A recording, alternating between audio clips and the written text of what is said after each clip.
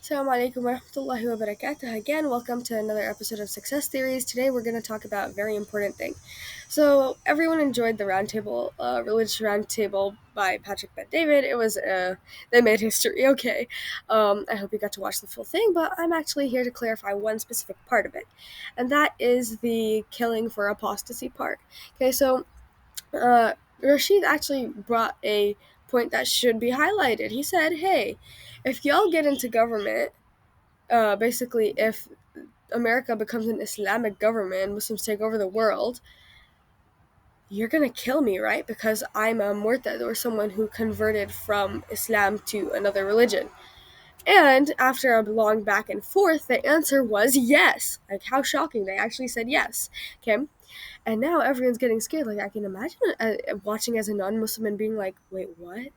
Like, they're just gonna wipe us out like that. Like, that's it? So I would like to explain you this process. It's not at all like that. So if that was the case, it would have said, you are allowed to kill Murtads, which means people who converted from Islam to another religion. Okay? It didn't say that. It said for apostasy. Apostasy is very similar to basically being a traitor. Okay, what's a traitor? A traitor is not someone who, for example, in a war, if somebody breaks their leg and gets out of the war, it's like, okay, done. They're out. Okay? But if somebody goes, stays on one side, and then after 5 years of basically seeing all the secrets and everything, they go to the other side, say, hey, let's attack the side that I just came from. Okay, I know everything. We can really, really plummet it. Okay, that's okay, and in the military, they would kill someone like that. They would execute it. In the American military, okay, Americans are like the softest people with the softest government ever. Okay, because it's so made for the people, okay, popular sovereignty, etc. Okay, you wouldn't expect that, but yeah, if you're a traitor, you get punished with death because it's like you're a loose cannon, okay, and that's how it is. So similarly, uh, somebody who just converts from Islam to Christianity because okay, their midlife crisis told them to do so, okay, and they've kept it at a personal level. Nobody really cares, okay? Nobody's going to clap for you and nobody's going to smack you for it. That's that, okay? And the proof of that is in Islamic governments like Saudi Arabia, you have expat communities, and wow, they live happily. Like, there's this dude named Zuby that also went on the Patrick Bet David show, and the way he's praised Saudi Arabia for the way it manages everything is amazing. And he's apparently had a blast there. Everyone has a blast there. People go for tourism there.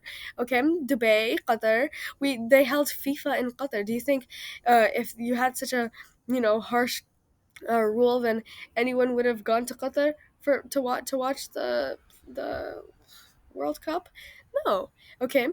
So if you go and you're a Muslim, you leave Islam, and you don't just leave it. No, you come back at it, not to it. You come back at it with a vengeance, and your goal is, I will bring you down. Okay. Then you're playing a game that's not good for you. Then you are worthy of execution, and that's why Rashid would be executed in an Islamic government, because he's not peaceful. He's not peacefully just being himself. No, he's coming back to overthrow Islam, and Islam is never overthrown. Okay, the thing about America is that there's always some protest happening. Okay, here there's always something, that the people are arguing with the government. Why? Because the baseline of America is the Constitution written by people. Okay, flawed people. Okay, I'm not saying them as in like the founding fathers. I'm very impressed of some of their characters, especially George Washington. But I'm not. Humans make flaws. Okay, that's all I'm saying. Okay, when I say flawed, I don't mean all those connotations. Okay. But in the end, uh, their constitution needed 27 amendments, and we have those. Okay, so the rules are constantly updating. Okay, and that's why in an American government, it wouldn't make sense to basically put an execution for a penalty for being a traitor and whatever. For a government whose baseline has already been decided, God put in the Quran, okay? It's a beautiful verse where, this is the day I have perfected your religion, where basically the editing process is done. We have been given something that if God says it's perfect, it's perfect, okay? So if you're trying to overthrow God's perfected religion, uh it's not like they can amend it because it's already perfect. And even that's the reason for debates, okay? They're like trying to critique Islam, and we're giving our defenses. Hey, your whole basis on this claim is wrong, that kind of a thing, okay? You cannot fight with an Islamic government to try to promote Christianity and whatever, and down Islam, because of simply that's like if somebody comes in America and starts fighting against the Constitution, okay, and then starts to like take it really high, I'm sure they're gonna get executed. And same there. So God has given them the leeway. Hey, um, basically murder is better than fitna. Fitna literally means testing people. Okay, so like if there's this unnecessary uh basically commotion happening because of somebody who is being a traitor to Islam, you are allowed to use the death penalty.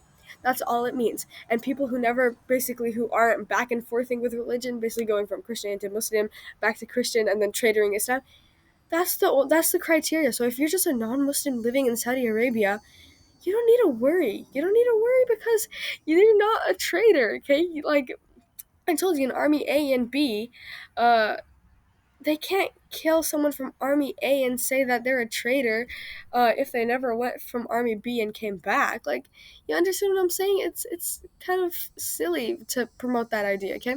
So, yeah. If Muslims become in power, people are going to be fine unless they decide that they're going to go become a Muslim after experiencing the light and the truth from it. I'm sorry, I think there's a duck in the park. Okay. Yeah, I don't know what that is. Anyways, so where was I?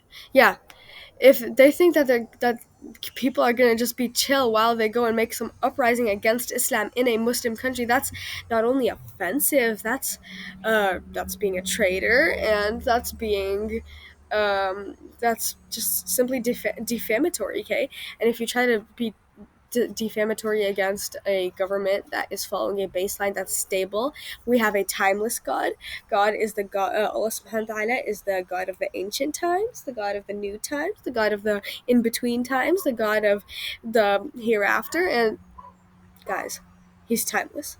If he created it then, it's still there now. As long as he's there, his rule will prevail. Okay, so you can't go and get a timeless thing and start trying to critique it and change it. Okay, otherwise, yeah, you will be counted as a traitor.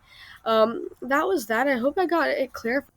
I'd like to mention here also that this happens in other governments, not just Islam. Okay, Muslim governments, in the country I'm in the state I am in, Louisiana. In the, of course, very, very ancient past, when they were still colonizing Louisiana, they sent the Spanish people sent Governor Ulloa. The people tried to overthrow him, and so they sent Governor Alejandro instead, Alejandro O'Reilly. Okay, O'Reilly said, you chased Governor Ulloa all the way back to his ship. Okay, you know how you dishonored him. Okay, he stands for the Spanish name. We're not going to let that happen. There were 5,000 people in that protest. I'm throwing numbers here. Okay? We understand that followers got excited and followed. We're not going to hold you accountable, okay, because you just followed. But the 5 traitors that did start this whole thing, where basically they accepted Ulloa's very easy and kind, gradual style of putting in rules. Instead, you just took that as a weakness and you went and overthrew him. That was horrible. So, straight up, they got them. They put their hands in chains. They had 10 guys walk around them, shoot them, execute them essentially in a very bloody manner. And French people were not used to that. They would hang. So, yeah, the Spanish did that too, okay? But nobody goes and says Spanish people are these violent crushers, whatever. No. The French 5 ringleaders deserved that. So, just keep that in mind, and inshallah everything's gonna be khair, okay? Don't make overthrowing Islam and defaming it your life goal, and you're fine. Assalamu alaikum wa rahmatullahi wa barakatuh.